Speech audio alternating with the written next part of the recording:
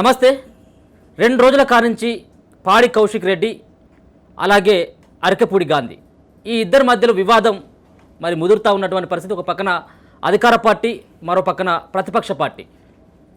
ఇదంతా మాటల దాడి కాదు, ఇప్పుడు చేతుల వరకు కూడా చేరిపోయినటువంటి పరిస్థితి. ఒక పక్కన పాడి కౌశిక్ రెడ్డి పార్టీ మారినటువంటి ఎమ్మెల్యేలను ఉద్దేశిస్తూ గాజులు చీర పంపిస్తాను వీటిని కట్టుకోండి అని చెప్పి చేసినటువంటి వ్యాఖ్యలు ఏవైతే ఉన్నాయో అవి రాష్ట్ర వ్యాప్తంగా దుమారాన్ని కలిగిస్తూ ఉన్నాయి. ఈ అంశంపైన ఒకసారి మాట్లాడదాం. మనతో పాటు కాంగ్రెస్ పార్టీ సీనియర్ నాయకులు మానవత రాయ్ గారు ఉన్నారు.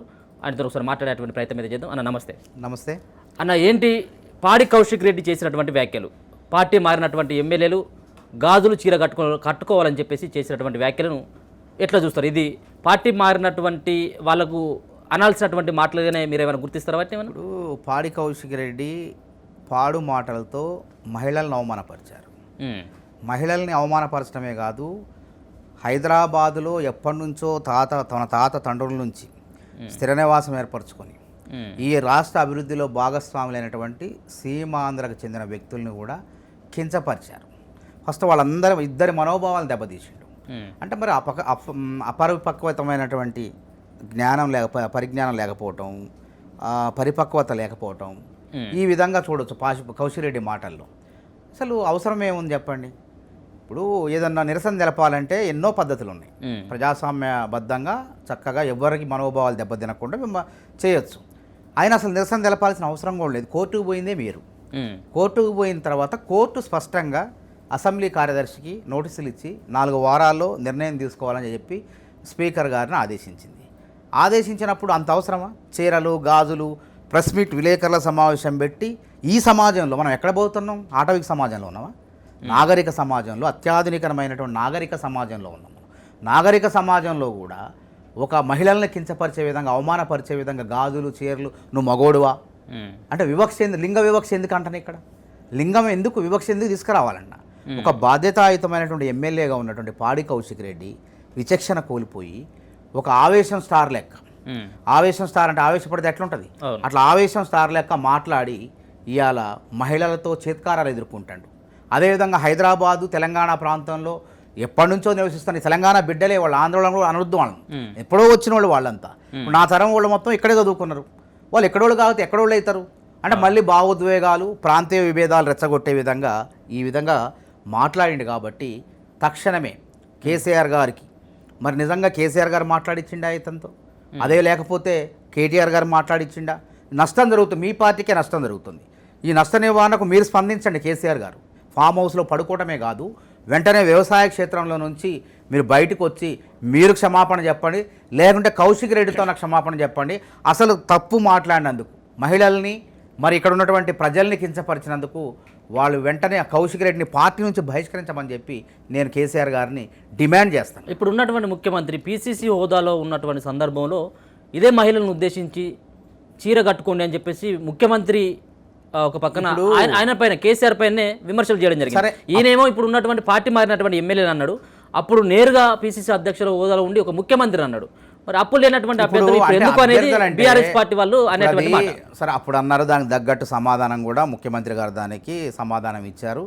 అది ఏ సందర్భంలో ఎట్లా అన్నారు. కానీ ఇక్కడ విలేకరుల సమావేశం పెట్టి చీరాగాదులు సింబాలిక్గా పాతివత్యానికి, పరమ పవిత్రతకు మరి మారు పేరైనటువంటి చీరను అని తీసుకొచ్చేసి అంటే వివక్ష, లింగ వివక్ష క్లియర్ కట్గా కావాలని చెప్పి ఛాలెంజ్ చేసి నీ ఇంటికి వస్తా, సినిమా పక్కీలు, సినిమా డైలాగులు కొట్టం, నీ ఇంటికి వస్తా, నట్టింటికి వస్తా, నీ జెండా బాత్తా, నీ మెడలో కండ వేస్తా. ఏంది అసలు ఇది? నువ్వు శాసనసభ్యుడివా లేకుంటే రౌడీవా? అసలు అసెంబ్లీలో కూడా ఎట్లా దూకుడండి? కొత్త సభ్యుడు ఎంత జాగ్రత్తగా ఉండాలా? అసెంబ్లీలో కూడా దూకుడు స్వభావం. స్పీకర్ గారే మొదలు ఇట్లేంది, చేతులు ఇట్లేంది. అందుకే ఆవేశం స్టార్ అన్న. ఎలక్షన్ల అప్పుడేమో ఆత్మహత్య స్టార్, ఎలక్షన్ల తర్వాత ఇప్పుడు ఆవేశం స్టార్. అంటే ఈయన హైలైట్ కావటం కోసం ఈ విధంగా ఇష్టం వచ్చినట్టు మాట్లాడతాడు. ఎందుకు అసలుడికి లేదు. తెలంగాణ ఉద్యమం పుట్టిన దగ్గర నుంచి బీఆర్ఎస్ పార్టీలో ఉన్నోడు ఎవడు కూడా నోరు మెదపట్లే. నీకేమొచ్చింది, ఏం రోగం వచ్చింది? నీకు మాయదారి రోగం వచ్చిందా కౌశిక్ రెడ్డి? ఎందుకు మాట్లాడుతున్నావు అంటే నువ్వు హైలైట్ కావటం కోసం అన్నట్టే అర్థం కనపడుతుంది ఇక్కడ. లేకపోతే ఓ పద్ధతిగా మాట్లాడు, విమర్శించు. ఆయన నువ్వేమైనా శుద్ధపూసవా? నువ్వు ఏ పార్టీ నుంచి వచ్చినావు? అసలు నువ్వు వైఎస్ఆర్సీపీ పార్టీలో ఉన్నావు. ఏ విధంగా మానుకోట రాళ్ళదాడి దగ్గరుండి రాళ్ళదాడి ఏ విధంగా జరిగింది ఈ మీద తుపాకులు పట్టుకొని జగన్ వెంట ఈయన సైనికుడు లెక్క బయలుదేరిండు. ఆ రోజు తెలంగాణ బిడ్డల మీద దాడి చేసిన మరి అప్పుడు నీకు గుర్తురాలేదు తెలంగాణ? ఇవాళ నువ్వు మాట్లాడుతున్నావు సీమాంధ్రులు ఆయన గాంధీ గారు ఒక మృదు స్వభావ అసలు ఆయన ఇప్పుడు 3 సార్లు ఎమ్మెల్యే, తెలుగుదేశం పార్టీలో ఎమ్మెల్యే, మరి బీఆర్ఎస్ లో చేసుకున్నాడు. ఈయన అన్నటువంటి మాటలు మీకు కనబడతావు ఏమన్నాడు మరి ఇప్పుడు ఇక్కడ గాంధీ అన్నటువంటి మాటలు ఇప్పుడు మీరు అన్నారు కదా మహిళలను ఉద్దేశించి వాళ్ళు అవమానకరంగా మాట్లాడిన అని అన్నారు. ఆయన కూడా మాట్లాడినటువంటి మాటలు లాకారం ఉపయోగించాడు, ఒక తల్లిని అవమానించేటువంటి విధంగా అది సభాపే. ఇక్కడ రెచ్చగొట్టింది ఎవరు? రా నీ ఇంటికి వస్తా అని మాట్లాడటమే కాకుండా ఇష్టం వచ్చినట్టు తొడగొట్టి సవాలు చేసి ఆయన వ్యక్తిత్వం అసలు ఆయన నేను చెప్పిన మొదటి నుంచి ఆయన వ్యక్తిత్వం చెప్తున్నా. ఇప్పుడు పాడి కౌశిక్ రెడ్డి అదేవిధంగా గాంధీ గారు వ్యక్తిత్వాన్ని తీసుకుందాం. పాడి కౌశిక్ రెడ్డి ఆవేశం స్టార్ ఎందుకంటున్నా, గతంలో జూబ్లీ హిల్స్ రోడ్ నెంబర్ 45లో జీవిత రాజశేఖర్ల గొడవ వివాదం మనకు గుర్తుందో లేదో నేను గుర్తు చేస్తాను ఈ సందర్భంగా. రాజశేఖర్ తమ్ముడు గుణశేఖర్ వరదరాజన్ ఆయన జ్యువెలరీ షాప్ ఉందాడ, గుణా జ్యువెలరీస్ అని ఉంది. అక్కడ కౌశిక్ రెడ్డి కారు ఆయన షాప్ ముందు కారు పార్కు చేసి మళ్ళా ఆయన మీద ఉల్టాగా ఆయన మీద గొడవ పెట్టుకుంటే ఇక్కడ కారు ఇబ్బందిగా ఉంది కొంచెం పక్కగా తీయండి అంటే నువ్వెవడరా చెప్పడానికి అని చెప్పి ఆయన్ని కొట్టడం జరిగింది. ఒక జీవిత రాజశేఖర్లు వెళ్ళి ఆయన మీద కేసు కూడా నమోదు చేయడం జరిగింది బంజారా హిల్స్ పోలీస్ స్టేషన్లో. ఆవేశం స్టార్ నెంబర్ 1 మానుకోట కట్టినప్పుడు ఏ విధంగా తెలంగాణ బిడ్డలపై విరుచుకుపడిండు. ఇలా ఈయన మాట్లాడుతాడు అసెంబ్లీలో, ఆయన పద్ధతి ఎట్లున్నది అసలు? ఒక శాసనసభ్యుడిలాగా వ్యవహరిస్తాడా? ఈ విధంగా బాధ్యతాయుతంగా ఒక ఆవేశం స్టార్ లాగా ఏనుండు. మరి ఆయన 3 సార్లు ఎమ్మెల్యే హైదరాబాద్ నగరంలో మనం అందరం చూస్తున్నాం. ఎన్నడన్నా ఎక్కడన్నా ఈయన గాంధీ గారు ఎవరినన్నా ఏ వివాదాలను తలదూర్చిండా? ఎవరినైనా పల్లెత్తి మాట్లాడినా బయటకు వచ్చిండా? మీడియా ముందుకు వచ్చిండా? అట్లాంటి పడుకున్న పులిని మరి గిచ్చి గిల్లి బయటికి తెచ్చి కనిపించుకున్నట్టుంది కౌశిక్ రెడ్డి పని. నువ్వు ఇంటికి వస్తావు రావని నిజంగా ఆయన పౌరుషం ఉంది. అసలు ఏంది కథ? అసలు ఇట్లా మాట్లాడి అమర్యాదగా మాట్లాడటం ఏంది? నా మెండ్లో కండ నా ఇంటికి వస్తామంటే ఏంది? ఒక సవాలు విసిరినప్పుడు స్పందించాలా వద్దా? అంటే మాటలతో ఆయన మాట్లాడినంత ఇప్పుడు నువ్వు మాట్లాడినావు గాంధీ చేతలతో వచ్చిండు, ఇంటి దగ్గరకు వచ్చిండు, సరే వచ్చింది మొత్తానికి అయితే జరిగిన సంఘటన. ప్రభుత్వం గాంధీ పైన అదేవిధంగా మరి ఆయన అనుచరుల పైన ఎవరైతే కోడిగుడ్లు టమాటాలు విసిరారో చట్ట ప్రకారం వాళ్ళపై చర్యలు తీసుకున్నాం. అదేవిధంగా మళ్ళీ ఇది రెచ్చగొట్టే విధంగా ఈరోజు నేను ఇంటికి పోతా, గాంధీ ఇంటికి పోతా అని మళ్ళీ బయలుదేరటం ఎందుకు అంటున్నా? ఈ రాజకీయాలు దివాలా కోరుతున్న రాజకీయాలు ఎందుకు? ఈ చిల్లర మల్ల రాజకీయాలు ఎందుకు? ఏమొస్తుంది చెప్పు? నువ్వు ఆంధ్ర వాళ్ళ మాట అంటే, మహిళల మాట అంటే, మహిళలను కించపడితే నీకు వచ్చింది ఏంది? ఇలా ఘోరమైన అవమానం జరిగింది. నువ్వు తవ్వుకున్న గోతులు నువ్వే పడ్డావు. పాడి కౌశిక్ ఎంతమంది తిడుతున్నారు? తూతూ అని మహిళలు ఊతున్నారు. సీమాన్స్ ఇక్కడ ఉన్నట్టు సెటిల్ అయినటువంటి వాళ్ళందరూ కూడా వీడెక్కడ వీడి వచ్చి మా మీద పడి ఉండేది, వీడికి పోయే కాలం రానని చెప్పి వాళ్ళు తిడుతున్నారు. అంత అవసరం ఏముంది? వాళ్ళు ఎవరి పని వాళ్ళు చేసుకుంటున్నారు. అక్కడ మహిళలు తమ పని వాళ్ళు చేసుకున్నారు. ఎన్నికల్లో నీ భార్య, కౌశిక్ రెడ్డి గారి భార్య, సోదరి, బిడ్డ, ఈ వాళ్ళు ఆడవాళ్ళైన సంగతి ఇంగిత జ్ఞానం మర్చిపోయిండు. మళ్ళీ ఏంది నేను చచ్చిపోతా, నాకు ఓట్లు వేస్తే నేను వస్తా, లేకపోతే నా విజయయాత్ర, లేకపోతే నా శవయాత్ర అన్నాడు. మరి ఆ విధంగా మహిళల దగ్గర సెంటిమెంట్ బండించి వాళ్ళతో ఓట్లు వేయించుకున్నాడు. మరి ఇంత నీచంగా ఏ విధంగా చీరలు గాజులు తీసుకురావాల్సిన అవసరం ఏమొచ్చిందంట చెప్పండి? అంత అవసరమా? అదే విధంగా మళ్ళీ ఆంధ్రుల మీద పడిండు, ఉరిమురి మంగళ మీద పడినట్టు ఆంధ్రులు అసలు ఆ పదాన్ని ఇప్పుడు ఆ సెంటిమెంట్ అదే ఇప్పుడు ఏం లేదు. ఓడిపోయినప్పుడు కేసీఆర్ గారికి కానీ బీఆర్ఎస్ కానీ తెలంగాణ సెంటిమెంటు, ప్రాంతాభిమానం, భాషాభిప్రాయాలు, భాషా భేదాలు ఇవన్నీ గుర్తొస్తాయి వాళ్ళకి. అధికారంలో అప్పుడు గుర్తురావు. మరి ఏం చేసిండు? జిహెచ్ఎంసీ ఎన్నికల్లో అంటే ఆంధ్ర వాళ్ళని ఒక ఓటర్లుగా చూస్తాడు కేసీఆర్. వాళ్ళని ఎన్నికలప్పుడు వాడుకుంటాడు, ఎన్నికల తర్వాత వాళ్ళని ఇసిరేస్తాడు. అంటే ఆ గూకడపల్లిలో జరిగిన సభలో కేసీఆర్ గారు ఉండో మీకు గుర్తు చేస్తాను. మీ కాల్లో ముళ్ళు గుచ్చుకుంటే నేను పంటితో బీగుతానడు. ఎందుకోసం? ఓట్ల కోసం అన్నాడు. మరి ఈరోజు ఇంత దుర్మార్గంగా ఒక బద్మాష్ మాటలు మాట్లాడితే పాడి కౌశిక్ రెడ్డి వాడి ముడ్డి మీద ఎందుకు అన్నట్ల కేసీఆర్? అరే హౌలేగా ఏం మాట్లాడుతున్నావురా నువ్వు? నేను వాళ్ళ కాల్లో ముళ్ళు గుచ్చుకుంటే నేను పంటతో బీగుతానంటే నువ్వేంద్రా బతకడానికి వచ్చినావు అని చెప్పి ఆంధ్ర వాళ్ళని విమర్శిస్తావని చెప్పి ఎందుకు కేసీఆర్ గారు నోరు మీద పెట్టలేదు? అంటే కేసీఆర్ గారు దీన్ని ప్రోత్సహిస్తున్నట్టే కదా. ఇంతవరకు కౌశిక్ రెడ్డి దాదాపు అని 24-48 గంటల దగ్గరకు వస్తుంది. మరి ఎందుకు కేసీఆర్ గారు మౌనంగా ఉన్నారు? కేసీఆర్ గారు మౌనంగా ఉన్నారు. కేటీఆర్ గారు విదేశాల్లో ఉన్న ట్విట్టర్లో ట్వీట్ చేస్తారు కదా, ఎక్స్లో తన ఖాతాలో ఖండించవచ్చు కదా, కౌశిక్ రెడ్డికి బుద్ధి చెప్పొచ్చు కదా. ఆ విధంగా అంటే కావాలని వీళ్ళే నిన్న హరీష్ రావు రాజకీయంలో కూడా అక్కడికి అదే అంటున్నారు. హరీష్ రావు గారు కూడా గుర్తురాలే. రాజకీయ లబ్ధి పొందాలంటే 2 మత విద్వేషాలు రెచ్చగొట్టాలా, దానికి వేరే వాళ్ళు ఉన్నారు. కాబట్టి ప్రాంతీయ విద్వేషాలు రెచ్చగొట్టేవాడు కేసీఆర్, బీఆర్ఎస్ పార్టీ. తెలంగాణ ఉద్యమం అయిపోయింది 10 ఏళ్ళు అయిన తర్వాత 10 ఏళ్ళు అయిన తర్వాత ఎవడో అందరు హైదరాబాద్లో అందరు బతకడానికి వచ్చిండ్రు. ఇప్పుడు నేను ఖమ్మం నుంచి వచ్చిన, మీరు ఎక్కడి నుంచో వచ్చిర్రు, అందరం వాళ్ళు వేరే మన తెలుగు రాష్ట్రం నుంచే వచ్చారు కదా. ఇప్పుడు మహారాష్ట్రుడు ఉన్నాడు, గుజరాత్ వాడు ఉన్నాడు, మార్వాడీలు ఉన్నారు, రాజస్థాన్ వాడు, భారతదేశంలో ఉన్న రాష్ట్రాలు అందరూ కూడా ఇక్కడ ఉన్నారు. హైదరాబాద్లో ఇలా 1.5 దగ్గర జనాభా ఉందంటే ఒక తెలంగాణ వాళ్ళు ఉంటేనే ఉన్నదా? అందరూ వచ్చి తమ కార్యక్రమాల ద్వారా వ్యాపారాల ద్వారా ఈ ప్రాంతాన్ని అభివృద్ధి చేయబట్టి ఈ విధంగా ఉన్నది. ఆ మాత్రం ఇంగిత జ్ఞానం మర్చిపోయి ఇంకా ప్రతిసారి ఈ సెంటిమెంట్ వాడాలి. అప్పుడేదో వాడిను అయిపోయింది తెలంగాణ సెంటిమెంట్ రగలిచ్చినావు. మేమందరం కూడా తెలంగాణ ఉద్యమకారులుగా పాల్గొన్నాం. ఆ రోజు ఆంధ్ర వాళ్ళ మీద ఎవరిని కూడా మేము దాడి చేయలే. శాంతియుతంగా రక్తపాతం లేకుండా తెలంగాణ రాష్ట్రం వచ్చింది. మేము బతకడానికి వచ్చిన వాళ్ళ గురించి ఏం మాట్లాడలే. కానీ మా కొలువులు మాకు కావాలా, మా రాజకీయం మాకు కావాలన్నాం. కానీ ఎమ్మెల్యేలు ఎంపీలు కావడానికి పెద్ద తప్పేం లేదు కదా. ఇలా మద్రాసులో తమిళనాడు భాషాభిమానం ఎక్కువ ఉంటుంది. మద్రాసులో తెలుగు వాళ్ళు అక్కడ ఎమ్మెల్యేలు అవుతున్నారు, ఎంపీలు అవుతున్నారు, గుజరాత్లో అవుతున్నారు, వేరే రాష్ట్రాల్లో అవుతున్నారు. మరి ఇక్కడ హైదరాబాద్లో దాదాపు సగానికి జనాభా ఉన్నారు. దాదాపు కొన్ని ప్రాంతాలు కుకటపల్లి, మల్కాజ్గిరి, చాలా ప్రాంతాల్లో ప్రతి ప్రాంతంలో కూడా ఆంధ్ర ప్రాంతం నుంచి వచ్చి ఎప్పుడో తాతల తండ్రుల కాలం నుంచి వచ్చి వాళ్ళ ఇళ్ళు పొలాలు అన్నీ వదిలిపెట్టేసి అన్నీ మాకు సంబంధం లేదు, ఈ మట్టిలోనే ఈ తెలంగాణ గడ్డలోనే మేము పోతాం, ఈ మట్టిలోనే కలుస్తాం అని చెప్పి వాళ్ళు ఇక్కడ త్యాగం చేసి వాళ్ళు ఉంటే ప్రతిసారి గిల్లటం, ఆంధ్రోళ్ళు అంటాం. ఒక ఇది రకమైనటువంటి వేధింపు అంటారు, అట్రాసిటీ అంటారు దీన్ని. వాళ్ళని అంటే వాళ్ళని బెదిరించడం కోసం బెదిరించే పదం అనమాట. కేసీఆర్ ఆయన పార్టీ వాళ్ళు ఆంధ్ర వాళ్ళని బెదిరించే పదం ఏంటంటే ఇది అట్రాసిటీ అంటారు దీన్ని. ఆంధ్ర వాళ్ళని మాట్లాడటం అంటే అనుకూలంగా ఉన్నప్పుడు ఆంధ్రోళ్ళు కాదు, అనుకూలం లేకపోతే ఆంధ్రోళ్ళు అని చెప్పి బెదిరించడం. ఏందండి ఇది? ఈ రాజకీయం ఇంత దిగజాడు రాజకీయం అవసరమా? అందుకే దాన్ని మేము ఖండిస్తున్నాం. ఇది తప్పుడు పద్ధతి. ఏదన్నుంటే వేరే రకంగా మాట్లాడాలే కానీ అమాయకులు సంబంధం లేని వ్యక్తుల్ని ఇందులో లాగటం, రాజకీయ దానికి వాడుకోవటం అని ప్రయత్నాలు చేస్తున్నారు. కాబట్టి కాంగ్రెస్ పార్టీ ఇంత నీచ రాజకీయాలకు పాల్పడదు, అది గుర్తుపెట్టుకోండి. ఇప్పుడు ఉన్నటువంటి గాంధీ ఎవరైతే ఉన్నారో ఆయన మీ పార్టీ కాదు, కాంగ్రెస్ పార్టీ కానే కాదని చెప్తారు. లేదు ఒక మాట, ఇప్పుడు ఆయన మీ పార్టీ కానే కాదు, వాళ్ళ పార్టీల మధ్యలో గొడవ అయితే మీ కాంగ్రెస్ పార్టీకి ఏం సంబంధం? మీరు భుజాలు సంబంధం కాంగ్రెస్ ప్రభుత్వం ఉంది ఇక్కడ. కాంగ్రెస్ ప్రభుత్వంలో పిఎస్సి సభ్యుడే ఆయన. ఎందుకంటే పిఎస్సి సభ్యుడు అంటే పిఎస్సి సభ్యుడు నేను అదే ఆపోజిట్ ప్రతిపక్షానికి సంబంధం కాదు.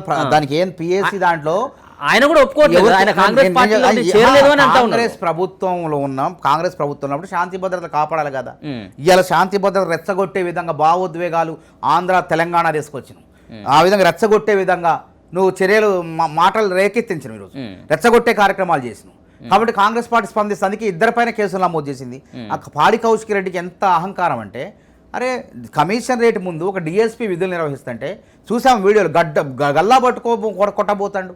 అంటే ఏంది అసలు నువ్వు ఎమ్మెల్యేగా ప్రజాప్రతినిధిగా సేవ చేద్దాం అనుకుంటున్నావా? ఎమ్మెల్యే ముసుగులో రౌడీజం చలాయించుదాం అనుకుంటున్నావా? నీ చర్యలు మొత్తం అట్లే ఉన్నాయి కదా.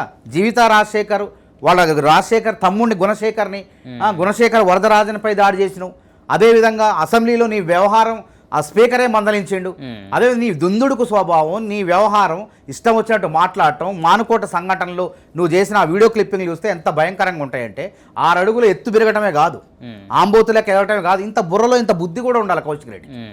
ఎద్దు పెరిగినట్టు పెరగటమే కాదు, కొంచెం మనిషిగా మానవత్వం కూడా ఉండాలి. కొవ్వు బట్టి ఇష్టం వచ్చినట్టు ఏం చేయాలి అర్థం కాక ఏం మాట్లాడుతానండి. నీకు 60 సంవత్సరాలు, నాకు 39 తొడగొడతాడు. ఇదేమన్నా బాలకృష్ణ సినిమానా? ఏమన్నా ట్రైన్ ఆపుతావు నువ్వేమన్నా? అనవసరంగా ఇద్దరు తీసుకున్నాడు. సినిమా ప్రజా జీవితంలో ఉన్నప్పుడు ఇట్లాంటి పనికిరావు. అసలు ఓ పద్ధతి ప్రకారం విమర్శించు, ఓ పద్ధతి ప్రకారం మాట్లాడు. ఎవరైనా సరే, కాంగ్రెస్ అయినా ఎవరైనా సరే, ఆయన ఏ పార్టీ అయినా కానీ. గాంధీ ఇప్పుడు అది కాదు కదా. గాంధీ అక్కడ జరిగినటువంటి వివాదం జరిగింది, ఎందుకు రెచ్చగొట్టినావు? నువ్వు ముసలోడు అంటావు ఏంది? నువ్వు ఆయనకు 60 సంవత్సరాలు ఏంది? నువ్వు బీకేది అని చెప్పు. 39 సంవత్సరాలు అంటే ఎందుకు అవసరం? నిన్ననే అవమానం జరిగి ఘోర.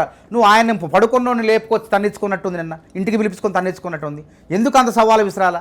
ఒక మనిషిని ఎందుకు రెచ్చగొట్టాలా? నువ్వు రెచ్చగొట్టబట్టే పడుకున్న గాంధీ అసలు రాజకీయాల్లో కనపడినటువంటి వ్యక్తి. ఒక ఎమ్మెల్యేగా ఉన్నప్పుడు సామాన్యమైనటువంటి జీవితం ఎక్కడ ఏ మీడియాలో కనపడిన వ్యక్తితో తన్నించుకున్నావు నిన్న పిలిపించుకొని. మళ్ళీ తన్నించుకునే ప్రయత్నాలు చేస్తున్నావు. కాబట్టి ఇకనైనా మానుకో, దీనికి అడ్డుకట్ట వేయాలి. ఈ కౌశిక్ రెడ్డి అడ్డగోలుగా మాట్లాడేదానికి అడ్డుకట్ట వేయాల్సిన బాధ్యత ఎవరిది? కేసీఆర్ గారుగా, పార్టీ అధ్యక్షుడిగా ఆయన, అవునా కాదా? కాబట్టి ఇకనైనా వాళ్ళు మేలుకొని వెంటనే ఈ యొక్క వివాదాన్ని సద్దు మనచకపోతే ప్రజలు ఊరుకోరండి, తిరగబడతారు. కౌశిక్ రెడ్డికి తగిన రీతిలో బుద్ధి చెప్తారు. అదేవిధంగా అసలు ఎందుకు వస్తుంది ఈ వివాదం? అసలు కాంగ్రెస్ పార్టీ అధికారంలోకి ఉంటే ఎందుకు కోర్చుకోలేకపోతున్నారు? కాంగ్రెస్ పార్టీ అధికారంలోకి వచ్చిన దగ్గర నుంచి ఏం మాట్లాడారు బీఆర్ఎస్ నాయకులు? కేసీఆర్ కానీ కేటీఆర్ కానీ హరీష్ రావు గారు ఏమన్నారు? ఈ ప్రభుత్వం 4 రోజులే ఉంటుంది, ఈ ప్రభుత్వాన్ని కూలుస్తాం, ఈ ప్రభుత్వాన్ని పడగొడతాం, ఇవే మాటలు. ఈ ప్రభుత్వం స్థిరత్వంగా ఉండదు, ఈ ప్రభుత్వాన్ని కూలుస్తాం అంటే ప్రజలు నిల్చోబెడుతున్నారు.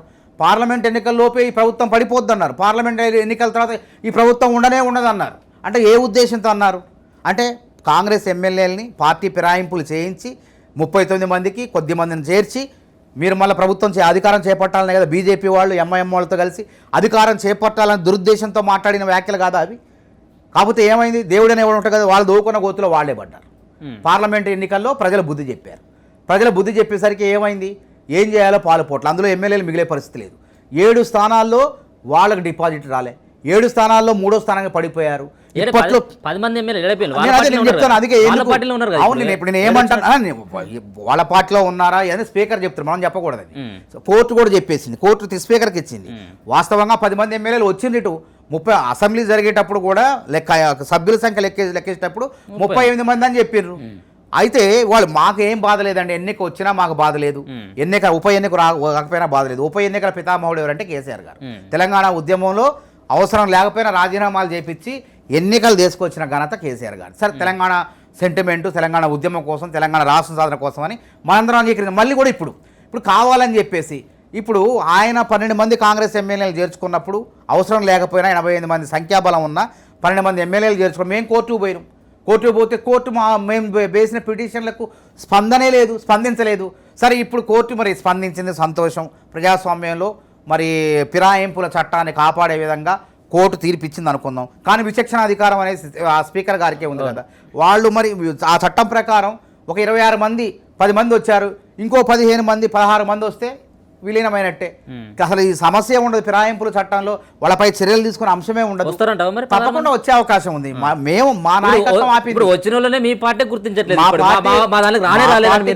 కాదు. ఇప్పుడు ఫిరాయింపుల చట్టాన్ని తీసుకొచ్చిందే కాంగ్రెస్ పార్టీ 85లో 1985లో 52వ రాజ్యాంగ సవరణ ద్వారా తీసుకురా. ఆయారాం గయాం రామ్ అని సంస్కృతి ఉంది. ఆ రోజు గయాలాలని హర్యానాలో ఒక ఎమ్మెల్యే ఉదయం కాంగ్రెస్లో చేరిండు, సాయంత్రం ఇంకో జనసంఘ ఏదో పార్టీలో చేరిండు, మళ్ళీ కాంగ్రెస్లోకి వచ్చిండు, మళ్ళీ ఇంకో పార్టీలో. ఒక రోజులో ఇన్ని పార్టీలు మారిపోయాడు ఆయన.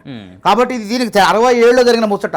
ఈ వరుస క్రమంలో జరుగుతున్న పరిణామంలో రాజీవ్ గాంధీ గారు హయాంలో ప్రధానమంత్రిగా ఉన్నప్పుడు దీనికి అంతం పలకాలనే ఉద్దేశంతో పార్టీ ఫిరాయింపుల చట్టం 52వ రాజ్యాంగ సవరణ ద్వారా 10th షెడ్యూల్ రాజ్యాంగపరమైన హక్కులు కల్పించే విధంగా అందులో పెట్టిను. అందులో ఉన్న లొసుగు ఆధారం చేసుకొని 2/3 వంతు ఎమ్మెల్యేలు పార్టీ వరుసగా ఒకేసారి మారితే ఫిరాయింపుల చట్టం కింద రాదు, వాళ్ళపై చర్యలు ఉండవు, వాళ్ళు ఆ పార్టీలో విలీనం కావచ్చు అనేటువంటి నిబంధన ఉంది. దాని ప్రకారమే కేసీఆర్ గారు మేము చేసిన కోర్టు కూడా పట్టించుకోలేదు, సరే విలీనం చేసుకున్నాం అని చెప్పారు. ఇప్పుడు కూడా విలీనం కావడం సిద్ధంగా ఉన్నారు. కానీ కొంతమంది ఎమ్మెల్యేలు కూడా మేము ఆపినాం. ఎందుకంటే హిమాచల్ ప్రదేశ్ కానీ వేరే చోట్ల బీజేపీ ప్రభుత్వం మా ఎమ్మెల్యేలని పార్టీ ఫిరాయించే కార్యక్రమాలు మొదలుపెట్టింది. మహారాష్ట్రలో ఏ విధంగా చేసింది బీజేపీ, కర్ణాటకలో ఏ విధంగా 25 మంది ఎమ్మెల్యేలతో రాజీనామా చేసి ఆ తర్వాత ప్రజాక్షేత్రంలో ఏ విధంగా ఓడిపోయింది బీజేపీ. అదేవిధంగా మణిపూర్ కానీ వేరే చోట్ల కానీ రకరకాల ఎత్తుగళ్లతో కాంగ్రెస్ ప్రభుత్వాలను కూలగొట్టింది బీజేపీ. అందుకే మేమేం చేసినాం, ఇది ఏ రాష్ట్రమైనా కానీ హిమాచల్ ప్రదేశ్లో ఒక చట్టం తీసుకొచ్చినాం. ఏదని 2024 శాసనసభ్యుల జీతభత్యాల సవరణ బిల్లులో ఎవడైతే పార్టీ మారిండో వాడు అనర్హత వేటు వేశారో వానికి పెన్షన్ ఉండదు, జీవితాంతం పెన్షన్ ఉండదు అని చెప్పి ఒక నిబంధన పెట్టినాం. మళ్ళీ కూడా ఇక్కడ శృతి మించుతుంది కాబట్టి పార్టీ ఫిరాయింపులు మా రాహుల్ గాంధీ గారు, మల్లికార్జున ఖర్గే గారు దీన్ని ప్రోత్సహించకండి, ఆపండి అని చెప్పి ఆపినాం. వాళ్ళు వచ్చారు, ఇంకా వచ్చే వాళ్ళు ఉన్నారు. నిజంగానే మిగతా 16 మంది వస్తే విలీనమే అవుతుంది. స్పీకర్ గారు ఏ నిర్ణయం, రాజ్యాంగాన్ని మనం అందరం గౌరవించాలి. కోర్టు చెప్పింది, హైకోర్టు చెప్పింది. తర్వాత స్పీకర్ గారు ఏ నిర్ణయం తీసుకుందాము, వాళ్ళు ఏ సభ్యులు అవుతారో చూద్దాం. ఎన్నిక జరిగినా మాకు నష్టం. ఎందుకంటున్నా, మొన్న జరిగిన ఉప ఎన్నిక, కంటోన్మెంట్ ఉప ఎన్నిక జరిగింది. ఎవరు గెలిచారండి అక్కడ? గణేష్. ఏ పార్టీ? కాంగ్రెస్ పార్టీ గెలిచింది. మరి టీఆర్ఎస్ అభ్యర్థి బీఆర్ఎస్ పార్టీ అభ్యర్థి లాసెనంత దివంగత నేత లాసెనంత గారు చనిపోయినా సానుభూతి కనపడలేదు కదా. ఇప్పుడు అధికారంలో ఏ పార్టీ ఉంటే ఆ పార్టీకి అవకాశం అట్లా కాదు కదా. ఇప్పుడు వాళ్ళు అట్లేం లేదు అధికారం తెలంగాణ రాష్ట్రం అధికారం లేక ముందుకు ఎక్కడ ఎన్నిక జరిగినా కానీ అంటే ఉప ఎన్నిక అంటే మాకు ఆ ధైర్యం ఉంది అంటున్నా. మేమేమంటున్నాం, ఇక్కడ సంక్షేమ పథకాలు అమలు అవుతున్నాయి. ఆ ఎమ్మెల్యేలు అక్కడ ఉండబుద్ధి కావట్లేదు. ఎందుకు ఉండట్లేదు? ఈ పార్టీకి మనగడ లేదు బీఆర్ఎస్ పార్టీ. ఈ పార్టీలో ఉంటే మనం మునిగిపోతాం. కాబట్టి మనం బతకాలంటే మన రాజకీయంగా మనకు భవిష్యత్తు ఉండాలంటే ఒక 10 ఏళ్ళు మనం ఎమ్మెల్యేగా లేకపోతే వేరే వేరే పదవులు రావాలంటే ఈ పార్టీలో ఉంటే కుదరదు. బీజేపీలో ఇప్పట్లో 10 ఏళ్ల పాటు ఈ రాష్ట్రంలో అవకాశం లేదు. కాబట్టి సంక్షేమ పథకాలు అమలు చేస్తూ ప్రజలు అభివృద్ధి చేస్తున్నటువంటి కాంగ్రెస్ పార్టీలో చేరితే మన మనుగడ ఉంటుందని చెప్పి అందరూ వచ్చేస్తున్నారు. మేమే ఆపిన కొద్దిమందిని, రేపు మాపాది ఆ ముచ్చట కూడా తెరిచి చూడండి. చట్ట ప్రకారమే, పార్టీ ఫిరాయింపులు చట్ట ప్రకారమే ఎందుకు ప్రోత్సహిస్తుంది? పార్టీలో గెలిచినటువంటి పార్టీ మారేటువంటి దానికి ఇప్పుడు మానవతరాయ్ గారు అంగీకరిస్తారు. పార్టీ ఫిరాయింపుల చట్టంలోనే విలీనం అనేటువంటి ఒకటి ఉన్నది. అది కూడా ఏంది, పార్టీ 2/3 వంతు 39 మంది శాసనసభ్యులు ఉన్నారు. అంటే 25-26 మంది శాసనసభ్యులు మూకుమ్మడిగా మాకు నచ్చట్లేదు, ఆ విధానాలు నచ్చట్లేదు, ఈ కౌశిక్ రెడ్డి లాంటి వ్యక్తులు మధ్యలో వచ్చి మా పార్టీని బద్నాం చేస్తున్నారు, ఆగం చేస్తున్నారని గాంధీ గారు అదే ఆరోపించింది. కాబట్టి మాకు నచ్చలేదని వాళ్ళు బయటికి రావచ్చు, వాళ్ళ ఇష్టం కదా, హక్కు ఉంది కదా, రాజ్యాంగంలో కల్పించిన హక్కు అది. రాజీనామాని ఎందుకు అనాలి? సాకంటారు, ఎన్నికలు ఎందుకు తీసుకురావాలా? లక్షలాది కోట్లు ఎవరి మీద భారం పడుతుంది చెప్పండి? కోట్లాది రూపాయలు ఒక ఎన్నిక జరగాలంటే మునుగోడు ఉప ఎన్నిక ఎన్ని కోట్లకు పోయిందండి? ఏమన్నా ప్రయోజనం వచ్చిందా? తాత్కాలికంగా ప్రజలు ఆగం కావటం తప్ప అప్పటికప్పుడు తాత్కాలిక వాళ్ళ ప్రలోభాలకు గురి కావాల్సి వస్తుంది. ప్రజాస్వామ్యాన్ని కూని చేస్తున్నాం ఆ విధంగా. కాబట్టి వ్యక్తిగత రాజకీయాల కోసం, వాళ్ళ స్వార్థ రాజకీయాల కోసం వస్తున్నారు, లేకపోతే ప్రజా సంక్షేమం కోసం వస్తున్నారు. అన్నీ ఉంటాయి, ప్రజలు అభివృద్ధి చెందాలి, తర్వాత వాళ్ళ భవిష్యత్తు కూడా ఇంపార్టెంట్ కదా. ఒక ఎమ్మెల్యేగా గెలిచిన తర్వాత వాళ్ళ రాజకీయ భవిష్యత్తులో ఈ పార్టీ ఉండదు, ఈ పార్టీ మునిగిపోద్ది, ఈ పార్టీ ఇప్పట్లో కోలుకోదు 10 ఏళ్ల తర్వాతనే అన్నప్పుడు ఏ ఎమ్మెల్యే కూడా ఎందుకుంటాడండి? వాళ్ళు ఉత్తగా వాళ్ళు మామూలుగా కాదు కదా, వాళ్ళ కష్టపడి వాళ్ళు గెలిచారు. వాళ్ళు గెలిచినప్పుడు ప్రభుత్వం నుంచి కాకుండా వేరే వేరే రకరకాల పనులు ఉంటాయి. ఆ పనులన్నీ నియోజకవర్గ అభివృద్ధి కోసం తీసుకురావాలంటే ప్రభుత్వంలో ఉందాం, ఇంకో 10 ఏళ్ల పాటు ఈ ప్రభుత్వం ఉండే అవకాశం ఉందని వాళ్ళ ఆలోచనలు మొదలైనవి. ఆ ఆలోచనలు ఎవరు ఆపుతారు చెప్పండి? వాళ్ళు వస్తారంటే ఎవరు వద్దంటారు? కాబట్టి వాళ్ళు చేరికలకు మాకు తేడా ఉంది, బీజేపీ చేరికలకు మాకు తేడా ఉంది. బీజేపీ చేరాలంటే ఏం చేయాలా? ఎవడైనా నేరస్తులు ఆర్థిక నేరగాడు ఉండాలంటే బీజేపీలో చేరాలంటే వాడి మీద ఈడీ పోద్ది, ఫస్ట్ సిబిఐ పోద్ది, అన్ని సంస్థలు విచారణ సంస్థలు పోయి వాడి మీద దాడి చేస్తే భయపడి వాడు ఏం చేస్తాడు? పునీతుడు కావడానికి బీజేపీలో చేస్తాడు. జైలుకు పోవాల్సినప్పుడు బీజేపీ కార్యాలయంలో కూర్చుంటాడు, జైల్లో ఉండాల్సినప్పుడు బీజేపీ కార్యాలయంలో ఉంటారు. అదేవిధంగా మేమేమన్నా సిఐడిని ఉపయోగిస్తున్నామా వాళ్ళ మీద? లేదంటే వాళ్ళ మీద అవినీతి ఆరోపణలు చేసినవా? వాళ్ళని ఏమైనా బెదిరించినవా? లేకపోతే ఏసీబీ దాడులు చేసిన వాళ్ళని ఏమన్నా? ఏం చేయలేదు. చెయ్యకపోయినా సరే వాళ్ళు మీలో వస్తాం, మీలో కలుస్తాం అంటున్నారు. కలుస్తాం అన్నప్పుడు మేమేమంటున్నాం? 10 మంది వచ్చారు 10 మంది వచ్చిన వాళ్ళని వద్దనలేం కదా.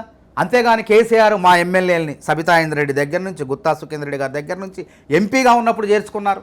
అదేవిధంగా రేగా కాంతారు ఇట్లా దాదాపు మొదటి దశలో 2014లో 7 మంది ఎమ్మెల్యేలని, ఆ తర్వాత ఎమ్మెల్సీలని, మొన్న 18లో 12 మంది ఎమ్మెల్యేలని, ఎన్ని రకాలుగా సుధీర్ రెడ్డి లాంటి వాళ్ళని బలమైనటువంటి నాయకులను కూడా, కాంగ్రెస్ రక్తాన్ని కూడా వాళ్ళు బీఆర్ఎస్లో కలుపుకునే ప్రయత్నం చేశారు. ఇప్పుడు గాంధీ గారు ఏ పార్టీలో ఉన్నారు? గాంధీ గారు ఏ పార్టీలో స్పీకర్ చెప్పాలా? మీరేమనుకుంటున్నారు? నేను ఇప్పుడు గాంధీ గారు ఆయన బీఆర్ఎస్లో ఉన్నాడా, టీఆర్ఎస్లో ఉండా? ఇప్పుడైతే ఒక ఎమ్మెల్యేగా ఉన్నాడు, ఆయనకు బీఆర్ఎస్లో ఉండటం ఇష్టం లేదు, అందుకే వాళ్ళతో గొడవ పెట్టుకుంటాడు. ఆయన కాంగ్రెస్లో రావాలనుకుంటాడు, చట్టబద్ధంగా రావాలనుకుంటాడు. కాబట్టి స్పీకర్ గారు నిర్ణయం చేస్తారు. స్పీకర్ గారు ఏ నిర్ణయం చెప్తే ఆ నిర్ణయం ప్రకారం ఆ పార్టీలో ఆయన కొనసాగుతారు. కౌశిక్ రెడ్డి వస్తారంటే ఆహ్వానిస్తారా? కౌశిక్ రెడ్డి మేమేమంటున్నాం, 26 రాజకీయాల్లో శాశ్వత శత్రువులు, శాశ్వత మిత్రులు ఉండవు, గుర్తుపెట్టుకోండి. రాజకీయాలు ఇవి. ఎందుకంటే మీ పార్టీ వ్యక్తే కదా. ఇప్పుడు ఇదే రాజకీయాల్లో మానుకోట ఘటనలో జగన్మోహన్ రెడ్డి మీదకు తెలంగాణ ఉద్యమకారులు, బీఆర్ఎస్ నాయకులు రాళ్లదాడి చేస్తే కేసీఆర్ గారు వీళ్ళంతా చేపిస్తే మరి ఇద్దరు కలిసి ఒక దగ్గర కూర్చొని భోజనాలు చేశారు. ఉన్నాయా? శత్రుత్వం ఉందే? రాజకీయాల్లో శాశ్వత శత్రువులు, శాశ్వత మిత్రులు అని మా పార్టీలోనే కదా. కౌశిక్ రెడ్డి వైఎస్ఆర్సీపీ నుంచి మా పార్టీలోకి వచ్చిండు, మా పార్టీలో నుంచి అక్కడ ఎమ్మెల్యే అయిండు. కాబట్టి రాజకీయం అనేది ఎప్పుడు ఎటు జరుగుతుంది దాని గురించి ఇప్పుడు మనం మాట్లాడాల్సిన అవసరమే లేదు, అది భవిష్యత్తు అనేది. కానీ ప్రస్తుతం విషయాలు చర్చించుకుందాం. ప్రస్తుత విషయంలో పానకంలో పుడక లెక్క ఆ బీఆర్ఎస్ పార్టీ అసలే ఆగమవుతుంది. ఆగమయ్యే పార్టీని ఇంకొంచెం ఆగం చేసే ప్రయత్నంలో ఈ కౌశిక్ రెడ్డి పని కట్టుకొని మరీ ప్రయత్నం చేస్తున్నట్టు ఆయన వ్యాఖ్యలు మనకు స్పష్టంగా కనపడుతున్నాయి. మాకైతే నష్టం లేదు. మేమేమంటాను, ఇప్పుడు ఎన్నిక తీసుకొచ్చినా, ఉప ఎన్నిక తీసుకొచ్చినా మాదే గెలుపు. మీరే అంటున్నారు ఎక్కడ అధికార పార్టీ ఉంటే అక్కడ గెలిపిస్తారు ప్రజలు అంటున్నారు. మరి అలాంటి మాకేం భయం? వాళ్ళు వచ్చే వాళ్ళని రాజీనామా చేయండి, వచ్చి రాండి మా పార్టీ కడవ కప్పుకొని మిగతా వాళ్ళని కూడా రమ్మంటాం. అట్లా అసలు బీఆర్ఎస్ పార్టీ ఉండదు. కానీ అది మాది కాదు, మా నైజం కాదు. మా రాహుల్ గాంధీ గారు కానీ, మల్లికార్జున ఖార్గే కానీ ప్రజాస్వామ్యంలో ప్రతిపక్షాలు బతికే ఉండాలి అనే ఒక ఆలోచన మాది. కాబట్టి చట్టాలు తీసుకొచ్చినాం, హిమాచల్ ప్రదేశ్లో తీసుకొచ్చినాం, ఇంకా చేరే వాళ్ళని కూడా నిలవరించినాం మేము. ఓకే, ఇప్పుడు ఏదైతే కేసీఆర్ మౌనంగా ఉంటా ఉన్నాడు ఇంత జరుగుతూ ఉన్నప్పుడు కూడా ఈ మౌనం వెనుక పెద్ద వ్యూహం ఉందని చెప్పేసి ఒక పక్కన బీఆర్ఎస్ పార్టీ వాళ్ళు అంటా ఉన్నారు. ఏ వ్యూహం ఉండొచ్చు అనుకుంటా ఉన్నారు? వ్యూహం లేదు, పాడు లేదండి. ఇప్పుడు రోమ్ నగరం తగలబెడుతుంటే నీరో చక్రవర్తి పిడేలు వాయించినట్టుంది కేసీఆర్ గారి కథ. ఇంత మొన్న ఎంత జరిగింది, రాజధాని ఎంత గొడవలు జరిగినాయి చెప్పండి. ఇప్పుడు రుణమాఫీ గురించి వాళ్ళు ఏదో చేస్తున్నారు, కనీసం నోరు మెరపడండి. మేము సక్రమంగా రుణమాఫీ చేసి రైతన్నులందరికీ ఇస్తుంటే కనీసం ప్రజలు వరదల్లో వచ్చి కొట్టకపోతే ఏ విషయంలో కూడా మాట్లాడు, కనీసం నోరు లేనట్టు సోయి లేకుండా పడుకున్నాడు. ఇప్పుడు ఏదో ఒక మాట్లాడాలి కదా. ప్రతిపక్ష నాయకుడు వచ్చి హరీష్ రావు, కేటీఆర్ మాట్లాడుతున్నారు. ఇప్పుడు మేము ఏదన్నా అవినీతి చేస్తే రుణమాఫీలు ఎక్కడైనా ప్రతిపక్షం అనేది ఎట్లా ఉండాలని నిర్మాణ ప్రతిపక్షం అంటే మేము రుణమాఫీ విషయంలో 31,000 కోట్లు కేటాయించి 22,30,000 పైచీలకు రైతుల ఖాతాలో జమ చేసినాం. మిగతా రైతుల ఖాతాల్లో కూడా జమ చేస్తే 8-9 లక్షల మంది రైతుల ఖాతాలు వెనక్కి వచ్చినాయి, జమ కాలేదు సాంకేతిక కారణాలతో. అయితే మళ్ళీ మేము జమ చేస్తాం, మీరు అధైర్యపడొద్దని చెప్పి ఇప్పుడు ఆ కార్యక్రమం ప్రారంభమైంది ఆల్రెడీ. అయితే ఇందులో ఏదో జరిగినట్టు వీళ్ళు ఏదో ఉద్యమం రైతుల తరఫున మాట్లాడి, అరే మేము వేస్తున్నావాడా, వాళ్ళ ఖాతాలో వేస్తున్నాం. నిజంగానే కాంగ్రెస్ నాయకులు జేబులోకి పోయింది, అవినీతి జరిగింది. అక్కడ అవినీతి జరిగితే ముందుగానే సరిదిద్దుకోవాలి. తప్పు తెలుస్తుంది. బ్యాంకర్ల నుంచి వ్యవసాయ అధికారులకు సమాచారం పోతుంది. ఆ సమాచారం ఇచ్చేటప్పుడు టైపింగ్ లో ఒక అక్షరం అటు ఇటు మారినా, అకౌంట్ ఖాతా మారినా, వ్యక్తి పేరు మారినా, ఆధార్ సంఖ్య అటు ఇటు పోయినా కానీ తప్పులు దొరికితే అంత పెద్ద మంది 32,50,000 మంది రైతులని మేము నిర్ణయించుకున్నాం మొదట. అంతవరకు వాళ్ళు కూడా గతంలో ఎంతమంది చేశారో చేతకాక అంచెలంచెలుగా చేసింది ఎంతమంది, వాళ్ళు చేసింది 26 లక్షల మందికి చేశారు. మేము అట్లా ఆ లెక్క ప్రకారం చూసుకున్నా, లెక్క పెట్టినా ఇంకా 4-5 లక్షల మందే ఉంటారు. కానీ ఇంకా చాలా మంది 2 లక్షల పైచీలకు తీసుకున్న వాళ్ళకు కూడా న్యాయం చేయాలనే ఉద్దేశంతో మీరు ఖాతాల్లో కట్టమని చెప్పినాం. ఎక్కడైనా ఉద్యమాలు ఎప్పుడు చేయాలంటే అవినీతి జరిగితే చేయాలి. రైతు రుణమాఫీ పక్కదారి బట్టి కాంగ్రెస్ నాయకులు జేబులో వేసుకుంటే నువ్వు పోరాటం చేస్తే ఒక అర్థం ఉంటుంది, పర్థం ఉంటుంది, నీ పోరాటానికి ఒక విలువ ఉంటుంది. అసలు ఏం కాకుండానే చేత్తనరా దేవురా, ఇంకా మా ప్రభుత్వం ఉంది, 4 ఏళ్ళు పైనే ఉంటుంది, మా ప్రభుత్వం ఉంటుంది, ఈలోపు రేపే మాపే వేస్తున్నాం అనగా చేయలేదు, అన్యాయం జరిగింది. సురేందర్ రెడ్డి అనే రైతును పట్టుకొచ్చారండి. ఆయన సరే చనిపోయిండు, రైతు చనిపోవడం బాధాకరం. ఏ రైతు కూడా చనిపోవడానికి అవకాశం లేదు, ప్రైవేటు అప్పులా ఇంకేదైనా కానీ. ఆయన ఇంట్లో రుణమాఫీ అయింది, వారి తల్లిగారికి 1,50,000 రూపాయలు రుణమాఫీ అయింది. రుణమాఫీ అయితే సురేందర్ రెడ్డి రుణమాఫీ కోసమే చనిపోయిండు అని అంటాడు. ఎంత అవసరం అండి దిగజాడు రాజకీయాలు, పక్కదారి పట్టించే రాజకీయాలు వాళ్ళు చేస్తున్నారు. మాకు అవసరమే లేదు. కాంగ్రెస్ ప్రభుత్వం పైన వేలెత్తి చూపడానికి అవకాశాలు లేదు.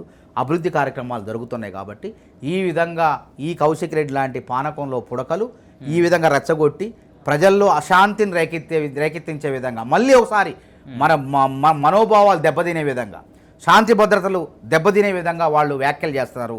దీన్ని కట్టడి చేయాలని ముఖ్యమంత్రి గారు ఇప్పటికే పోలీసులకు, డీజీపీకి ఆదేశాలు జారీ చేశారు. ఇంత జరుగుతున్నప్పుడు కూడా ఒక ముఖ్యమంత్రి స్పందించడం జరిగింది. ఆయన ఢిల్లీలో ఉన్నప్పుడు కూడా ముఖ్యమంత్రి స్పందించడం జరిగింది.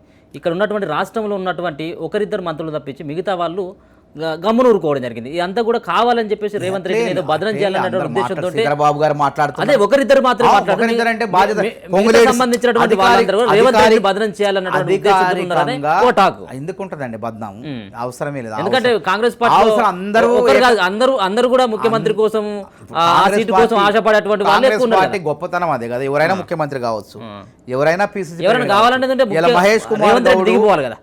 కావాలంటే రేవంత్ రెడ్డి అది ఇప్పుడు దిగిపోవాల్సిన అవసరమే లేదు. ఇప్పుడు అయిపోయింది, ఒకసారి నిర్ణయం అయిపోయింది.